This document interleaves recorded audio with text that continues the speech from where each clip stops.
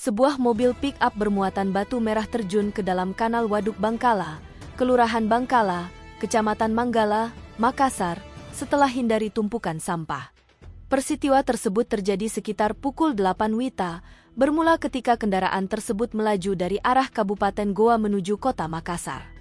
Kemudian, di tengah perjalanannya, pengemudi mobil pick-up tersebut berupaya menghindari tumpukan sampah yang menutupi badan jalan, namun terjun ke kanal tersebut.